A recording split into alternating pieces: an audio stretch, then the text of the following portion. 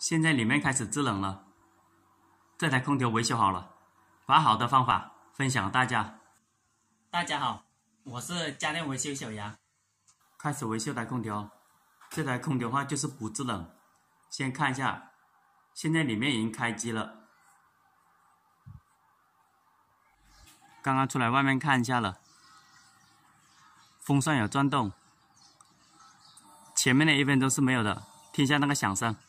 现在是压缩机的启动声音，等于说外面有供电出来了，就是压缩机启动不了，压缩机启动不了它就不制冷。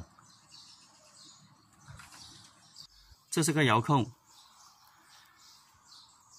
机器在里面，给它按下关机键，按下关机，已经关机了，压缩机启动不了，把里面的电线拔掉，电线要拔掉，拔掉了以后开始维修一下外机。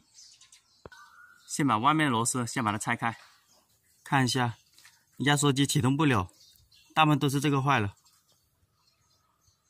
先把它拆出来，给它换一个。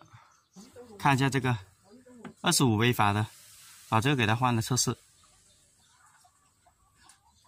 把原来的线接到这边来，现在把这个新的给它装上去，里面插电开机，测试一下压缩机能不能启动。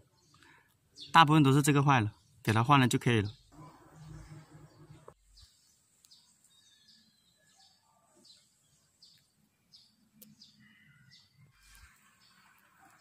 里面开始插上电，开机测试一下，电插上了，按下开机。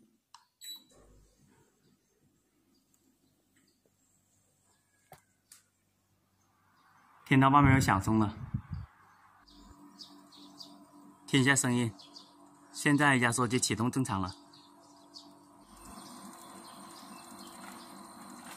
压缩机有响声出来，现在它的启动正常，让它运行5分钟，5分钟以后只有压缩机一直震动了，它就可以了。现在有响声，管路也是冷的，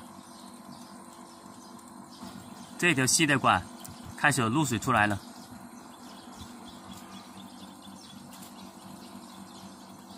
开始制冷了。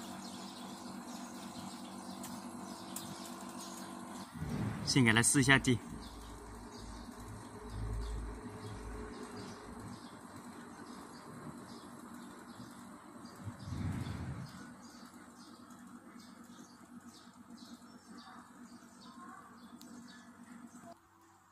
现在里面开始制冷了，这台空调维修好了，把好的方法分享大家。